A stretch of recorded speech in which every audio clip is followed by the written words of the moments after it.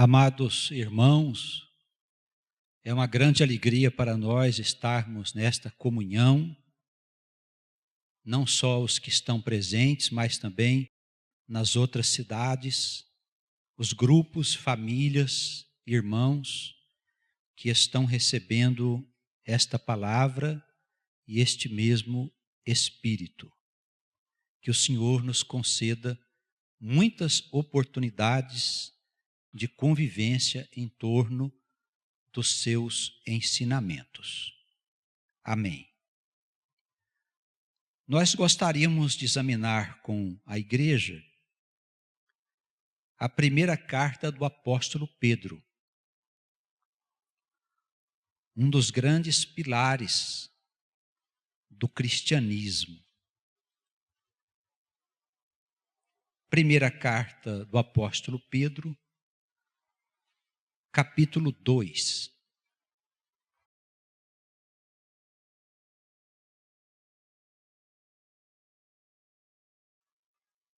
Nós estávamos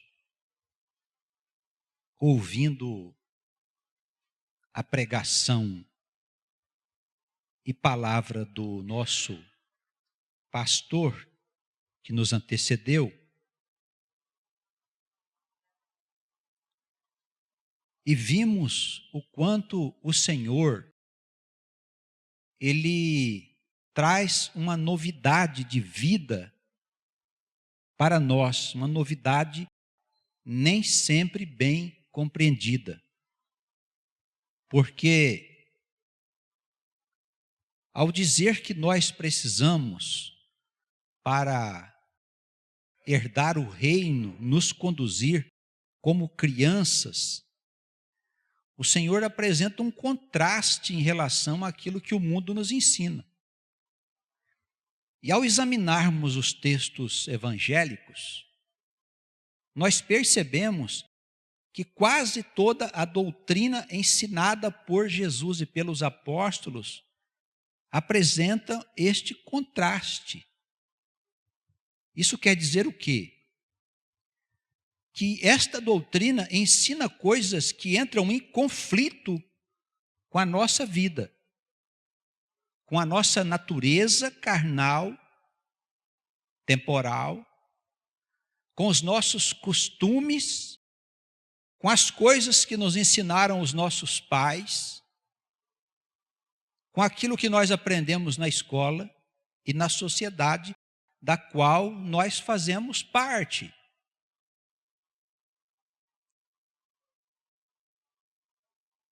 E alguns pregadores, eles não gostam de apresentar esses contrastes, porque eles costumam transmitir para aqueles que ouvem a ideia de que é preciso mudar. Nós entramos na casa do Senhor, irmãos, para tomarmos posse de um conhecimento e de uma cidadania que nos foi roubada pelo diabo. E quando eu estou falando diabo, eu estou falando de um sistema que hoje está no mundo e que gera sofrimentos, tragédias, injustiças de toda a ordem. Quando você liga a televisão e vê as guerras acontecendo, as pessoas morrendo de fome, sendo perseguidas, assassinadas friamente, nós estamos diante de uma obra de Satanás. Não é apenas uma maneira dessas pessoas viverem, ou de políticos e governantes, reis, príncipes, agirem. Não é só isso, irmãos. Existe no invisível algo que nós não conhecemos e que traz em si mesmo a natureza da destruição.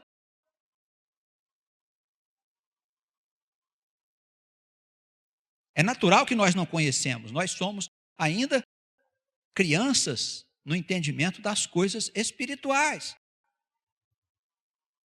E talvez demore muito tempo ainda para nós compreendermos que a vida não pode seguir nesse curso que hoje ela está seguindo.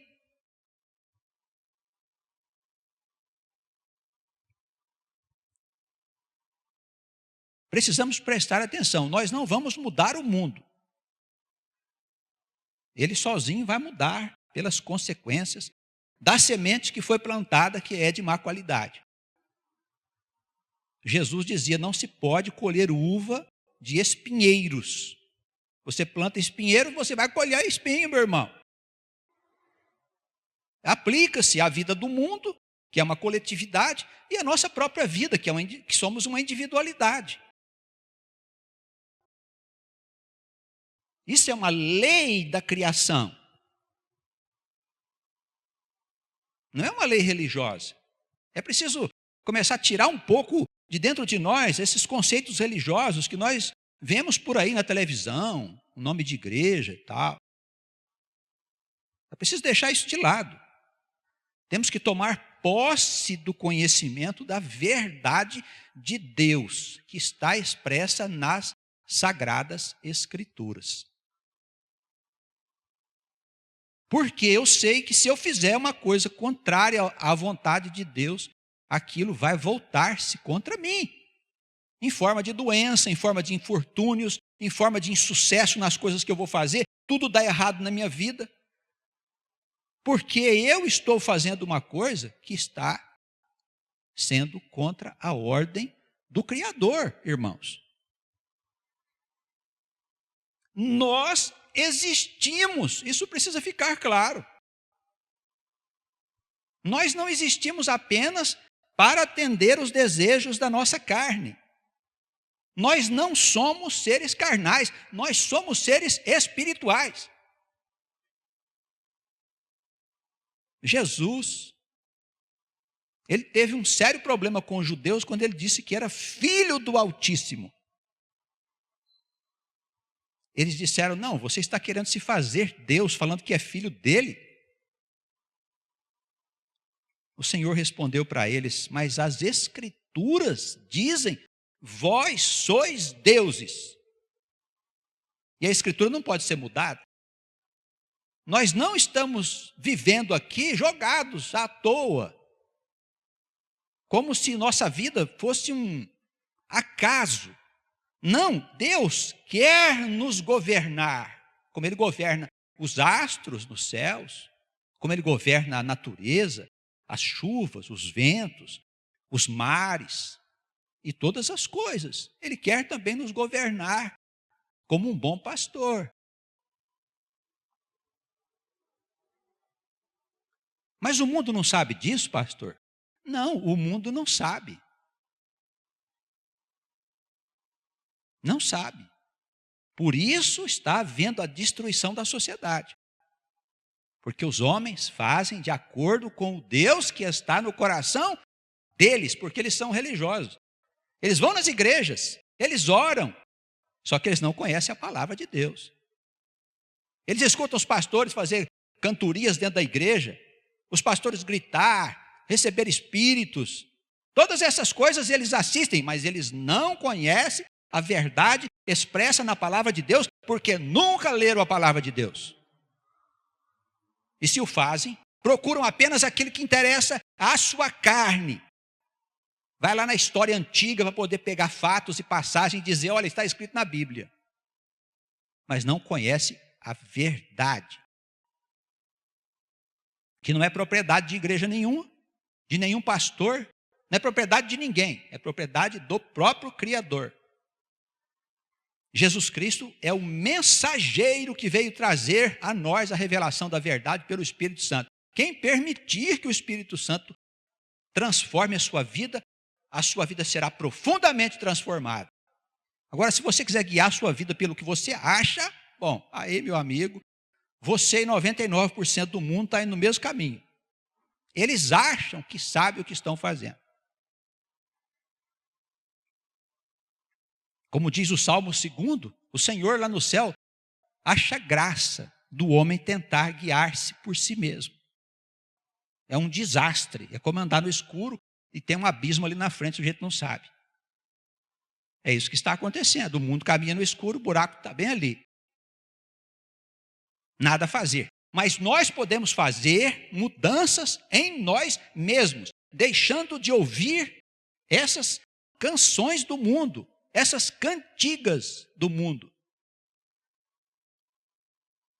Aqui o livro de sabedoria chamou de canção do tolo. A canção do tolo é a canção que agrada aos nossos interesses pessoais. A palavra de Deus é dura, mas é a ferramenta que vem transformar a nossa vida e apresentar para nós o contraste entre as mentiras de um sistema atrasado que está no mundo e as verdades do novo sistema que vai ser implantado por Deus na chegada gloriosa do seu reino. Então, se você quiser participar do reino de Deus, não importa que igreja que você é, onde você está. Se você é crente, não é, ateu. Se você está ouvindo a palavra de Deus agora, em qualquer lugar onde você estiver, e quiser fazer parte do reino de Deus, nós temos que examinar esses contrastes que a palavra nos apresenta. E deixar a palavra mudar a nossa vida para sempre. Se isso não acontecer, meu irmão, bom, vai firme aí nas suas ilusões e fantasias, nos teus sonhos. A vida vai mostrar para você a verdade. E lá de cima o pessoal, se tiver que mandar praga sobre você, vai mandar.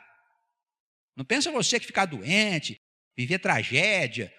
Não pense você que ele não vai deixar acontecer isso para você acordar, não, porque ele vai deixar acontecer. Ele fez isso com o povo dele.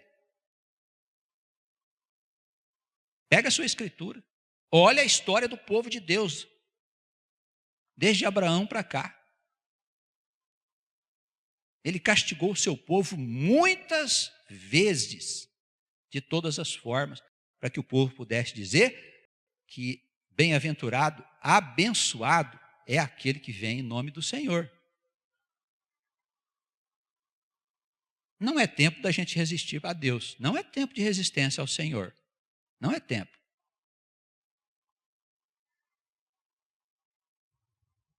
A partir do versículo 11, da passagem que nós citamos,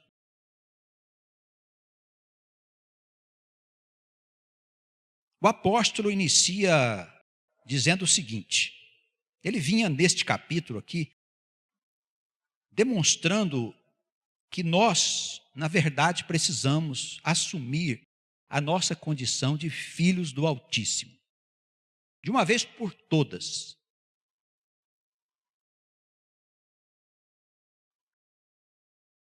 Ele diz assim, amados, peço-vos como a peregrinos e forasteiros, que vos abstenhais das concupiscências carnais que combatem contra os interesses da alma. Tendo o vosso viver de uma forma honesta entre os gentios, que são os descrentes, para que naquilo que eles falam mal de vós, como se vocês fossem malfeitores, glorifiquem a Deus no dia da visitação, pelas boas obras que em vós eles observem.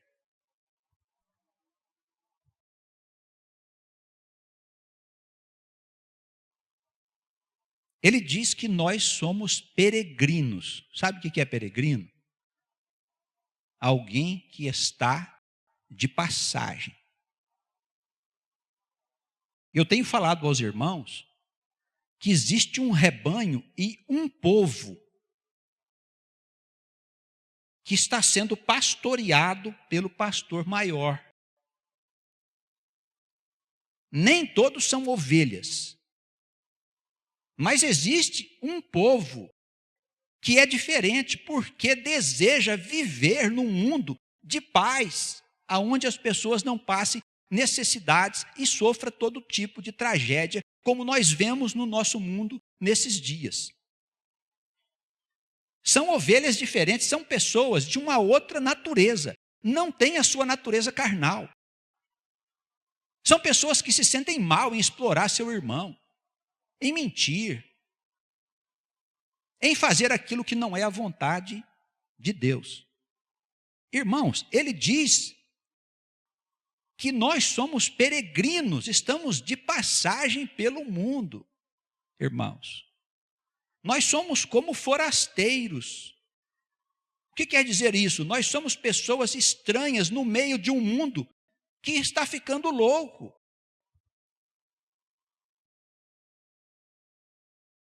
Nós não somos como as pessoas do mundo que não se preocupam com nada, estão pensando apenas em viver as suas vidas terrenas. Querem ser felizes. Dizem que tem direito de ser feliz. Não sei o que quer dizer ser feliz. É você ter? É você ter bastante dinheiro? É você ser conhecido no mundo inteiro? É você já ter feito de tudo que você pode imaginar com o teu corpo para poder sentir prazer? Usar drogas? Bebidas? Conhecer o mundo todo? O mundo todo te conhecer? Nós tivemos recentemente um artista aí do meio do cinema, acho que é Robin Williams que chamava, o homem que se matou recentemente, sujeito conhecido no mundo inteiro, riquíssimo. Por que ele se matou? Porque ele não tinha Deus. É simples assim. Ele tinha dinheiro, tinha fama, era conhecido no mundo inteiro, todo mundo conhecia ele. Ele se matou. Por quê? Porque o dinheiro, a fama, o conhecimento no mundo inteiro não faz a pessoa feliz. Estou dizendo só uma pessoa conhecida. Tem muita gente que se mata, que tem todas essas coisas e não é feliz. Que daria todas essas coisas para não estar num estado de profunda depressão. Por isso se mata, porque não tem Deus. Irmãos, esse mundo está enlouquecido. E nós somos como forasteiros e peregrinos, nós somos um povo diferente, temos que nos conscientizar disso. Nós somos pessoas dispostas a viver em comunhão com Deus e atender os interesses de Cristo. A palavra de Deus nos acusa de vaidosos, porque nós somos vaidosos. Aí nós nascemos vaidosos? Não, nós nascemos no escuro. Nós somos mentirosos? Não, nós fomos envolvidos pela escuridão aonde existe todas as maldades que você puder imaginar. Quando nós fomos criados, nós nos separamos da luz e mergulhamos na escuridão. Temos uma marca chamada marca de Adão. Irmãos, nós não somos mentirosos. Irmãos, nós não somos vaidosos. Irmãos, nós não desonramos os nossos pais. Nós não somos adúlteros. Nós não somos prostituídos. Nós simplesmente fomos envolvidos por uma mentira que existe no mundo com grande poder, que se expressa nos meios de comunicação. E que diz que se você quer ser feliz, você tem que ser daquele jeito lá, que eles dizem que é a felicidade. Isso está no meio artístico, isso está no meio dos jornalistas, está no meio da política, nas filosofias. São doutrinas que foram criadas pelo homem. Nós precisamos nos livrar dessas mentiras e deixar de servir ao espírito do mundo para servir o espírito de Deus, se nós quisermos ser felizes. Você quer se casar bem? Deixa Deus arrumar para você o teu marido. Não, Senhor, eu quero que o Senhor me arrume um marido assim, loiro, olhos azuis, um sujeito forte, bonitão, inteligente, bonzinho. Vixe, mas você está sendo muito exigente com Deus. Nós falamos de você deixar Deus arrumar o marido para você, não você dizer para Deus que tipo de marido que você quer. Não é?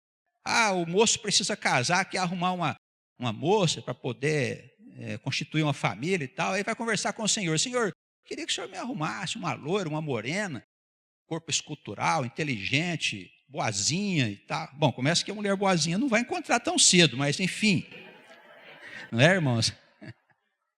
Mas ele pede. Então, a questão toda, quando nós vamos a Deus, é deixar Deus governar a nossa vida. É deixar Deus ir em busca daquele moço que vai casar com a jovem e vai constituir uma família, tendo como base os propósitos do Senhor. É outra coisa. Amém? E assim também a moça. Deixa o Senhor arrumar o namorado. Não vai atrás. Não fique nem louco, não. Claro que é preciso estar por aí na visibilidade, mas não vai achar que é você que vai resolver. Deixa Deus resolver, para você dar tudo certo. Porque nós temos um poder maior que governa todas as coisas. Irmãos, está em curso a construção de uma nova humanidade. Deus quer que nós participemos desta obra. Para isso, nós temos que entender: somos estranhos no meio de uma geração corrompida e barulhenta. Ele diz assim: nós precisamos ser honestos. Olha, falar em honestidade hoje no Brasil é um horror, né? Olha, a gente liga a televisão, é só desonestidade. Até aqueles políticos que a gente achava que o pessoal sempre foi um jeito honesto, a gente descobre que ele não era honesto coisa nenhuma. Irmãos, que tristeza é isso. Mas sempre foi assim mesmo. O mundo é um ambiente de corrupção profunda. Está piorando porque o mal agora vai se espalhando na terra por causa da chegada do tempo. E nós temos que procurar viver de maneira honesta no meio dessa geração de loucos. É o que diz o versículo 12. De maneira que um dia, quando o Senhor visitar esses pecadores que falam mal do povo de Deus, tem muita gente por aí que critica o povo de Deus, eles possam se lembrar das boas obras que nós fizemos e fazemos. Sujeitai-vos, pois, a toda ordenação humana por amor do Senhor, quer ao rei, ao governador, aos presidentes, como se eles fossem superiores, quer aos governadores, como por ele enviados para castigo dos malfeitores e para louvor dos que fazem o bem. Porque assim é a vontade de Deus, que fazendo o bem, tapeis a boca e a ignorância dos homens insensatos. O que ele quer dizer aqui para nós? Ele pede para a gente se sujeitar a toda autoridade. Então, se nós temos uma autoridade constituída, não cabe ao homem de Deus se revoltar contra ela. Essas coisas que a gente vê acontecendo aí no mundo, olha, essas greves que a gente vê acontecendo, essas revoltas, todas essas manifestações de impedimento das vias públicas, essas ações de pessoas que querem ter casa, que querem ter lugar para plantar, todas estas coisas tristes que a gente vê acontecer, a gente não deve participar e nem apoiar estas coisas. Eles acham que a injustiça do mundo pode ser resolvida repartindo os bens que as pessoas possuem. Respeitamos quem pense assim, mas nós temos uma orientação da Escritura. Para nós é suficiente o comer, o vestir e o morar de maneira simples. Tá bem? Porque a nossa habitação não é aqui. Amém?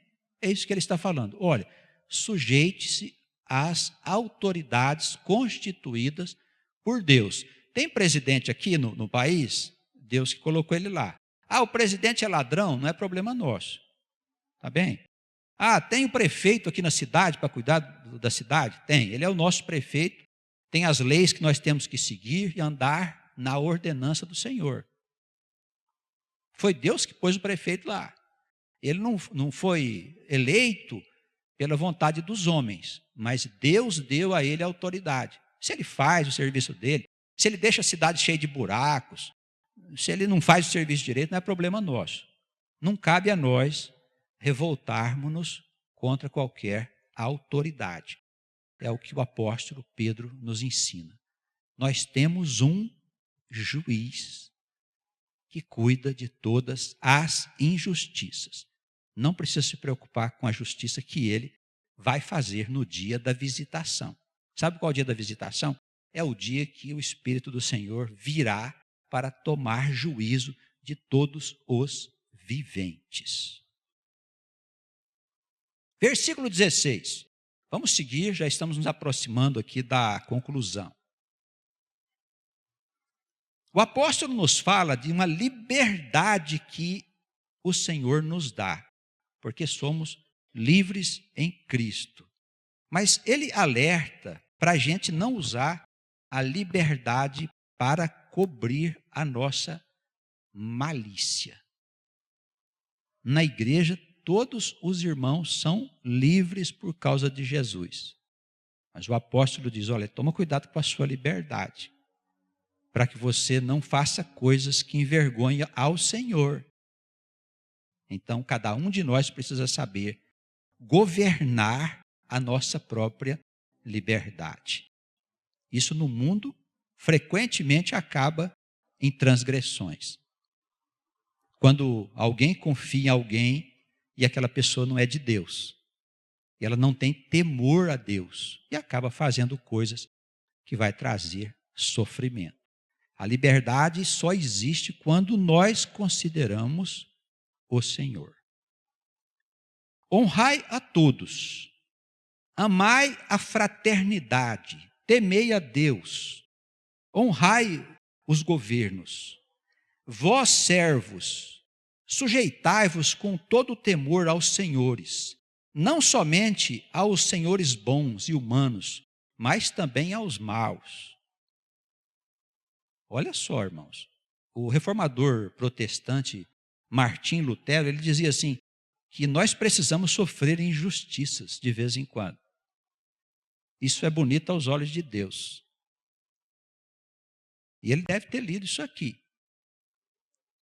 É coisa agradável, olha o versículo 19, que alguém, por causa da consciência para com Deus, sofra ofensas, padecendo injustamente. Então, se alguém nos maltrata, irmãos, e nós padecemos e sofremos injustiça, isso é bom aos olhos de Deus. O Senhor quer saber como é que nós nos comportamos perante uma afronta, essa é a verdade. Ele quer saber se nós aprendemos com Jesus a lição da humilhação.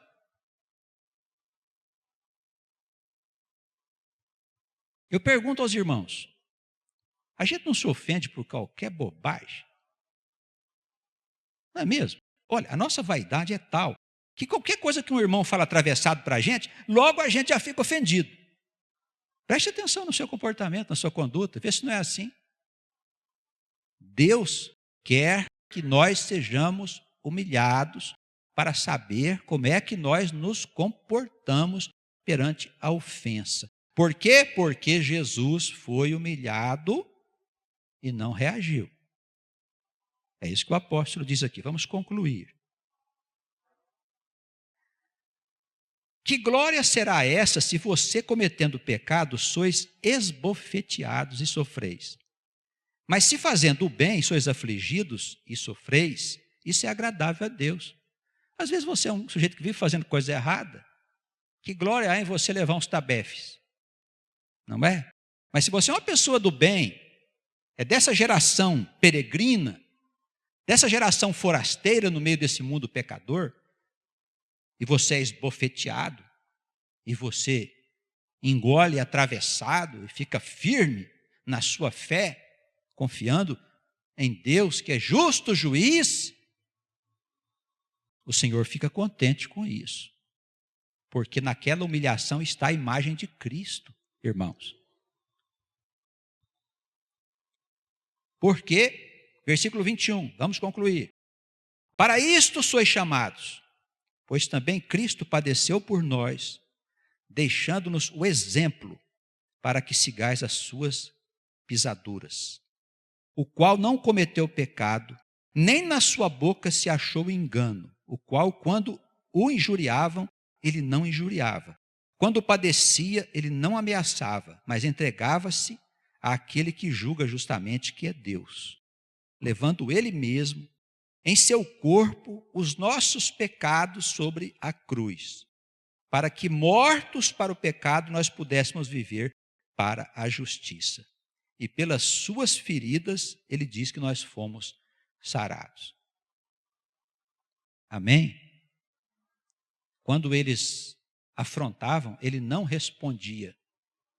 Quando eles batiam nele, ele não levantava a mão. Por quê? Porque ele confiava em Deus. Então nós sofremos muitas injustiças, às vezes em casa, com parentes nossos, com irmãos nossos, com marido, mulher, e queremos sair respondendo à altura. Alguém nos ofende, nós queremos ofender dobrado. Pisaram no nosso pé, nós queremos ir lá e pisar também. Ele merece. Ou quando não, a gente aguenta firme e diz, mas Deus vai me vingar. Né? Deus vai vingar, tomara que caia.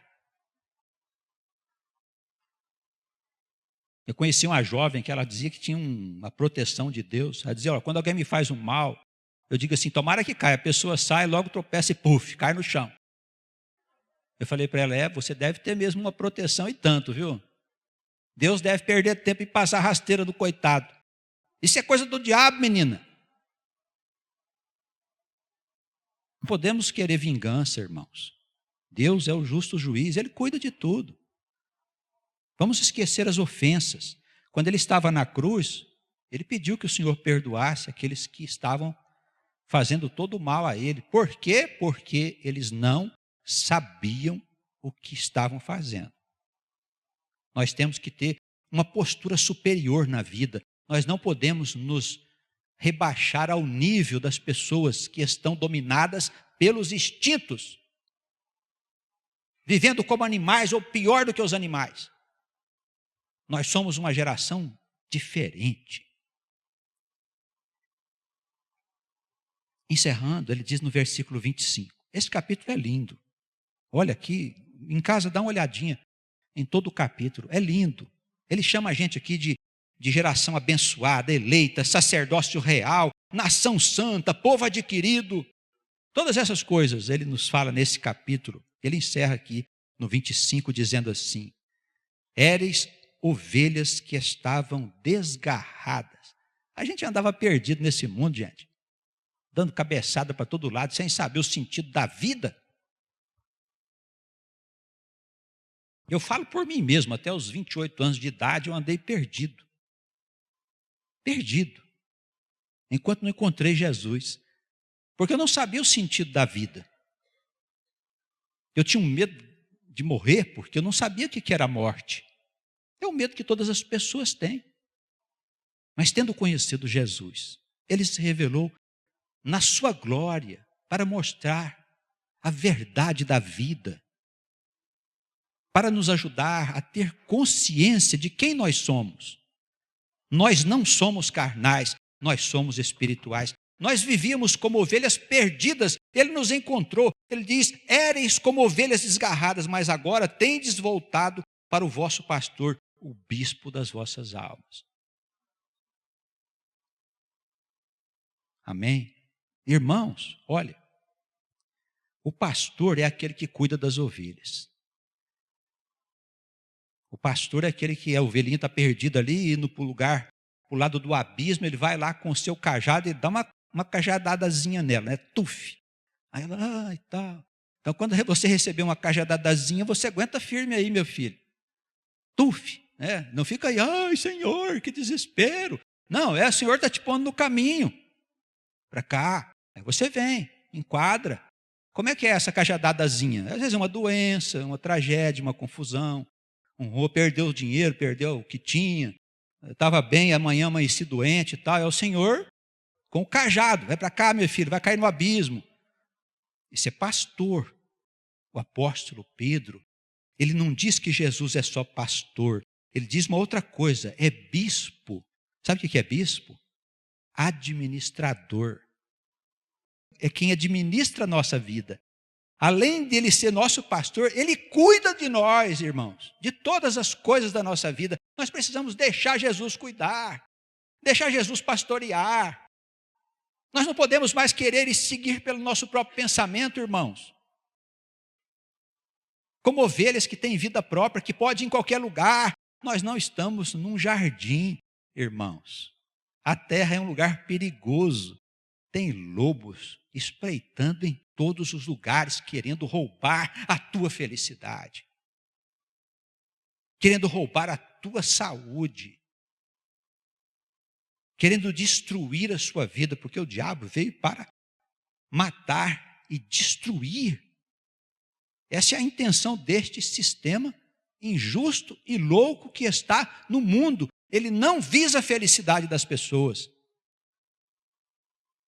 Nós somos as ovelhas que até bem pouco tempo estávamos desgarradas, mas agora nós temos um pastor e um bispo para cuidar da nossa alma, irmãos. Eu quero ficar com ele. Pode dar cajadada à vontade aí. Se eu estiver desviando para cá, me põe no caminho. Amém? Todo mundo quer? Autorizado, levanta a mão quem quer as cajadadas do Senhor. Levanta a mão, gente, senão a cajadada vem, hein? Amém. Aí já levantando a mão, ele vem mais tranquilo. Tá bem? O Senhor nos abençoe e nos guarde no seu amor.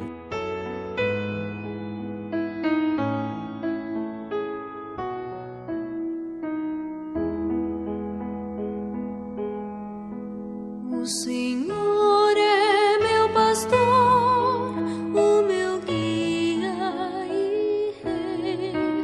O Senhor é a força e a luz do viver. Ao seu lado eu sempre estarei.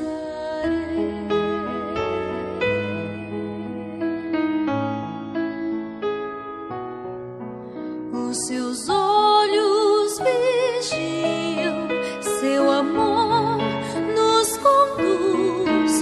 Minha vida darei ao Senhor, confiarei em seus braços de amor. A bondade do Senhor nos dá força e vigor. Sua palavra é qual luz que meus passos conduz. Não temerei, pois comigo